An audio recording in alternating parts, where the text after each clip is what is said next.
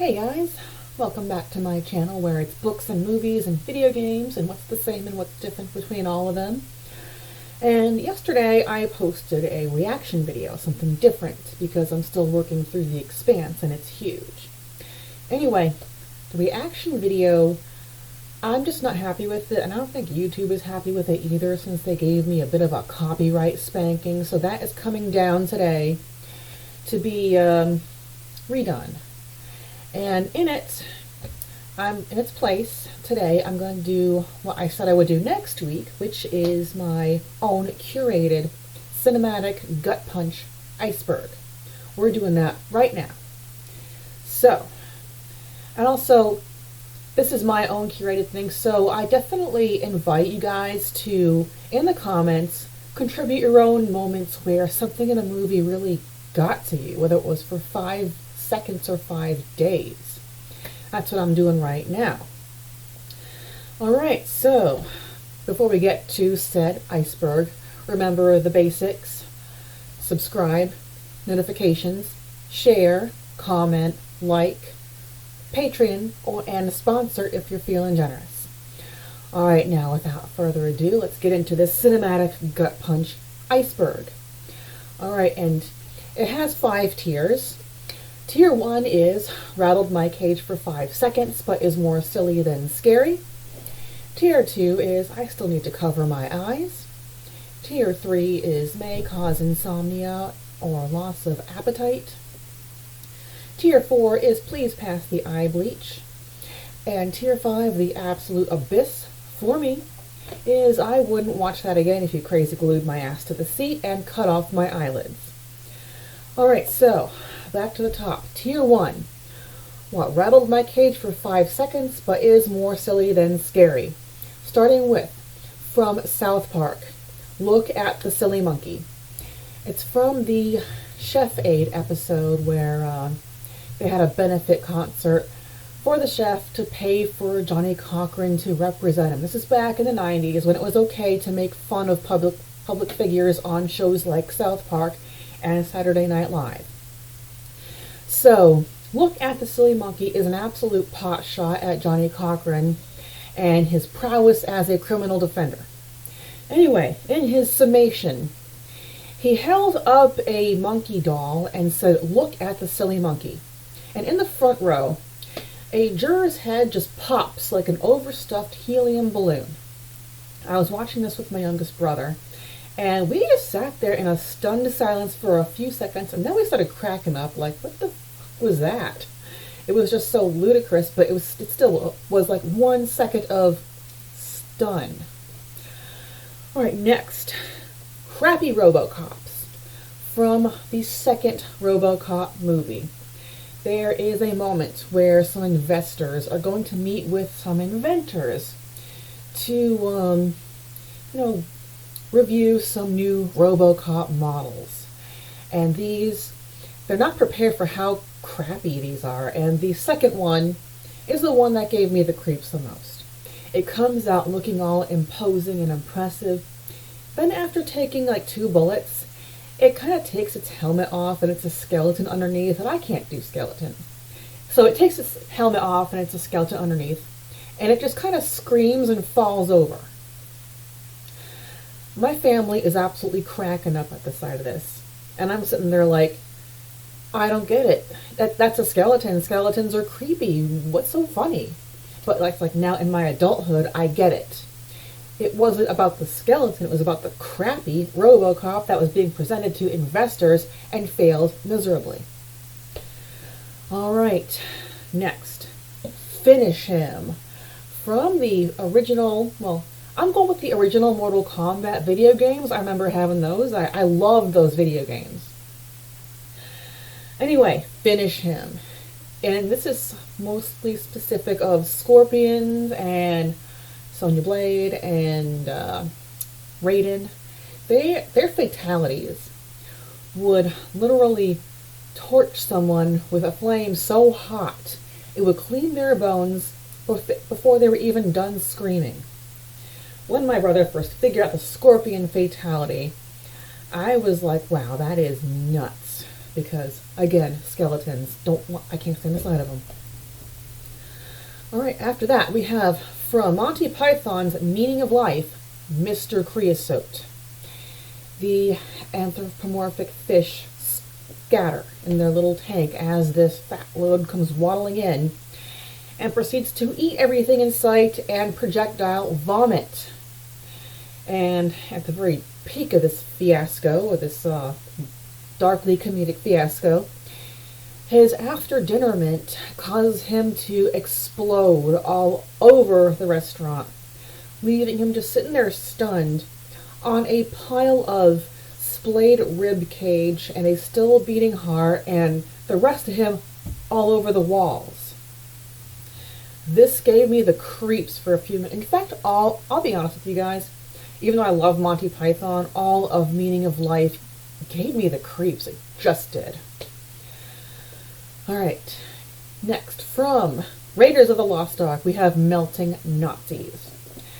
They did not listen to Indiana Jones screaming, "Keep your eyes shut."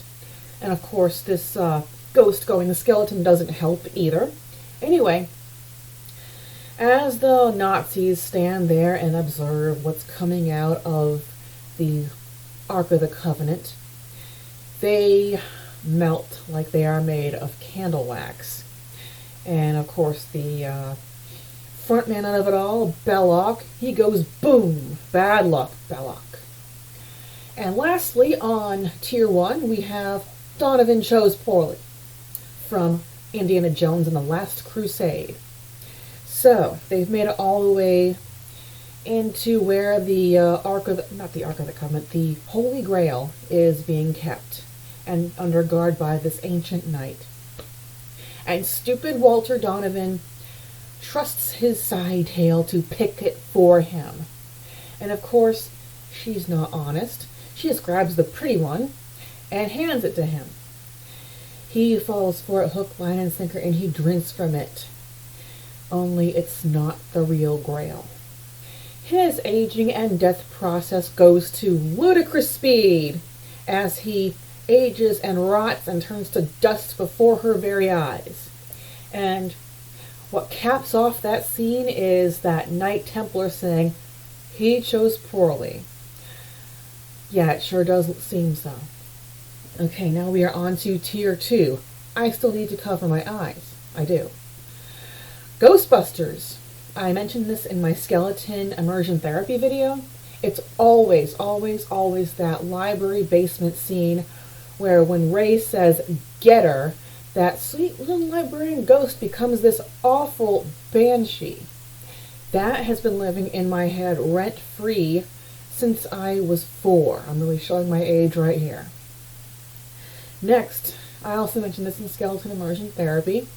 Pretty much every jump scare scene in Ghost Story featuring Eva Galley in some kind of rotted skeleton form, whether it be the bridge skeleton or the skeleton covered in melted cheese or the crappy anatomy class skeleton at the very end.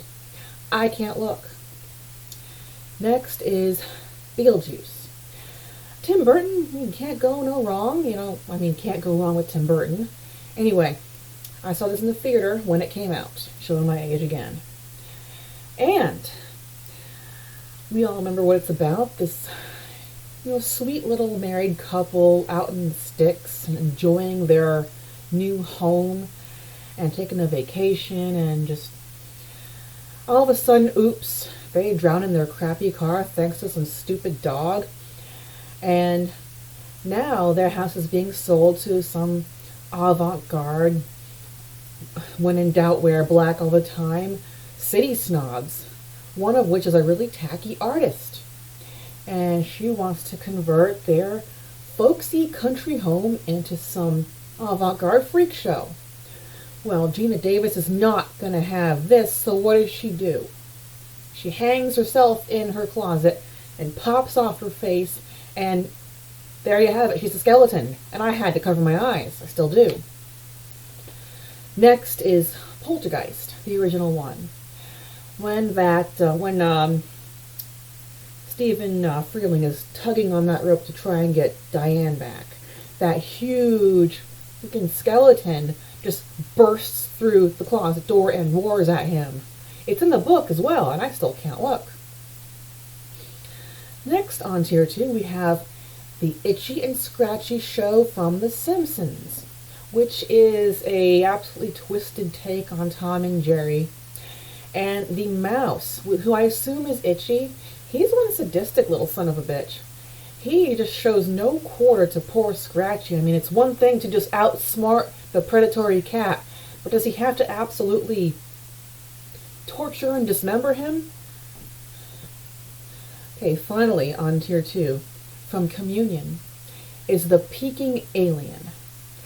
I don't know about you, but if I were getting up in the middle of the night, like I do sometimes to get myself a glass of water, and I saw this peeking around the corner at me, I think I would need a diaper at that moment. Maybe a little TMI, but come on. Especially that dream sequence where he's taken off that alien's face and it's all like creepy and reptilian underneath. Just no thank you. Alright, moving on. Tier 3 may cause insomnia and loss of appetite. Starting with the very first episode of Metalocalypse I've ever seen. It's a kind of a black comedy cartoon on Adult Swim on Cartoon Network about a rock band that is so successful and rich that they've become self-infantilized. They can't do anything for themselves. They're idiots. Anyway, so they are to perform on an active volcano with a group of doppelgangers to, I don't remember the reason behind it. What I do remember is what happened when that volcano blew, and first it freaking cooked all the concert goers, and then it showed close-ups on what it did to the doppelgangers. I mean, I'm talking limbs burned right off, skin gone.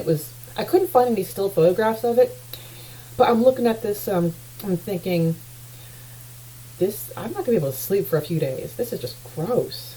I mean, Metalocalypse, that cartoon pulls out all the stops. It has some moments where I look at it and I think, how do you know what that looks like when that happens?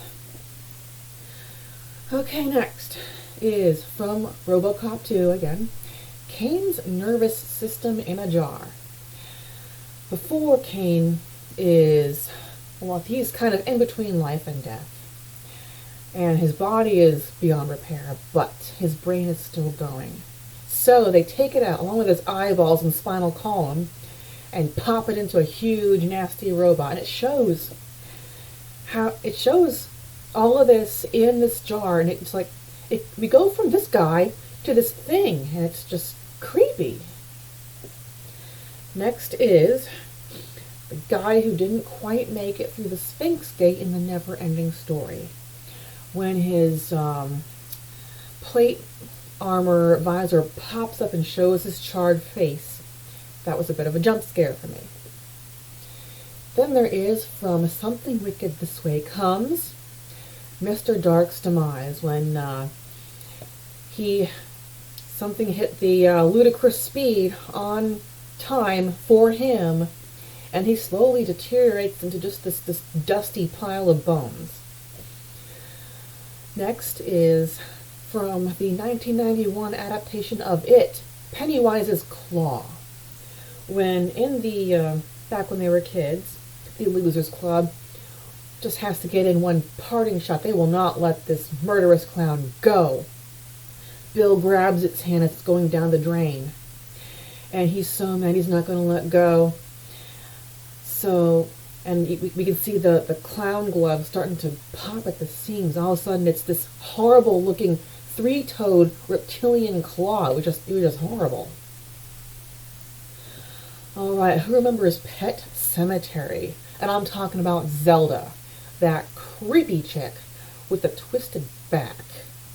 And how in one dream sequence she kind of springs up in her broken, deteriorated form to give Rachel a warning.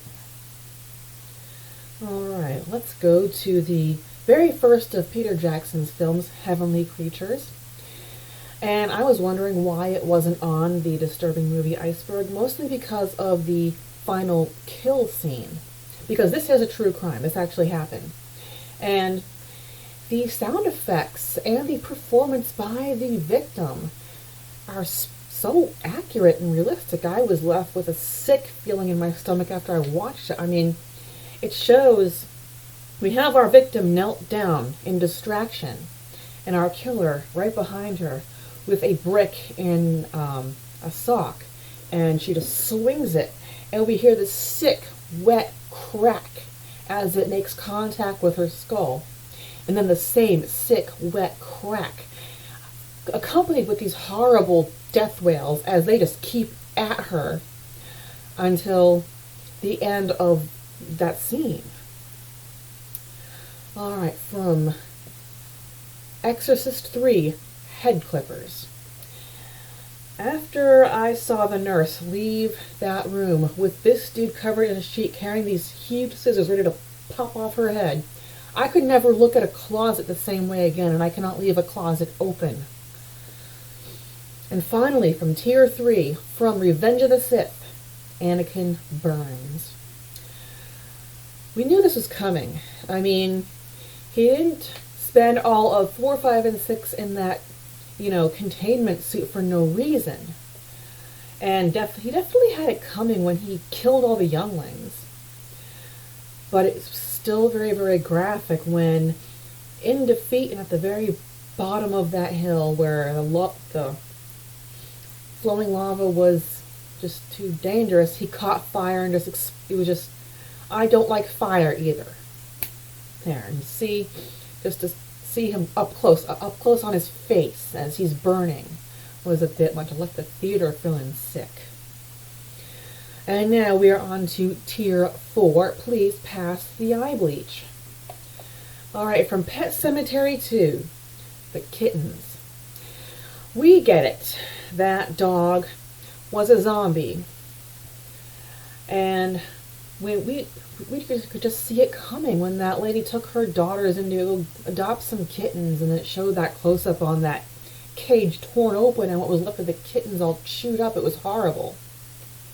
In fact, pretty much all of Pet Sematary 2 was just a call for eye bleach. It was just so gross. Next is from I Am Mother, the Jawbone. Okay, this robot is downright creepy, and as a mother, I fear for any babies in danger, even if it's in movies and we know it's fake. And then our girl finds in a ash pit a jawbone, indicating that any of Mother's genetic experiments get burnt if they don't pass muster. And then Hilary Swank's character just really fries it for me with her line, "I saw these things torch babies." That's two words that don't go in the same sentence. Okay? Alright. From from Mary Shelley's Frankenstein, when the Bride of Frankenstein self-immolates and goes on a run like the Human Torch to just bring down everything Victor did. That was definitely a good-sized gut punch for me, because we've gotten to know this character throughout most of the movie. Just to see her go into self-destruct so quickly after all this time was, very unnerving. Alright, next from Lord of Illusions, the final battle, where a resurrected Nyx and a dying swan go head-to-head. And Nyx kind of pulls a freak-out scene where he starts to kind of something where he makes his skin kind of blister up and bubble up, and then his face splits, and of course his skeleton, and then he is something in the floor opens up, and he's knocked back down into the hell where he belongs, and his bones are just burning in a pit. And then it cuts to the wind blowing and it picking up Swan's body and just stripping the flesh off. I didn't need to see that. I get it. They killed each other. Okay, so moving right along. Also, and please pass the eye bleach, from Predator 2, Skull Cleaning. Okay, we get it. Big Willie was a bad guy, and he was a fool to try and take on the Predator. And he lost miserably, as we get to see in gory detail as the predator takes Big Willie's head and sucks all the flesh off through a straw and mounts it up as one of his trophies. That definitely made me sick for a few days. In fact, I would almost put it in the next year. And the final part of Please Pass the Eye Bleach is from Silent Hill. That memory scene when they have Alessa, they're trying her for witchcraft, and they got her basically on what looks like a really huge barbecue pit, and her entire body is like covered in char. It's just so awful. Alright, now we are on to Tier 5, The Abyss. I wouldn't watch that again if you crazy glued my ass to the seat and cut off my eyelids. First things first, the nightmare sequence from Terminator 2 Judgment Day. We get it. There was a huge nuclear war, fire everywhere. But in this dream sequence, it happens at a playground, and it's all mommies and babies that get cooked in freaking gory, graphic detail. It's horrible. And then, of course, the icing on that cake is the blast wave, which blows their flesh off, leaving just bleached bones behind. It's gut-wrenching. Next, from 300, the infant trash heap. Okay, we get it. There was no Citizens with Disabilities Act back in ancient Sparta, I think it was. Yeah, Sparta. So we get it. We got this guy. He's examining little baby Leonidas, and just below where he's standing is this sea of infant bones. I saw that in the theater, and it was like, ow, my heart. Next, from a really crappy kind of a parody ripoff of The Hills Have Eyes, I think. That's just my take on it.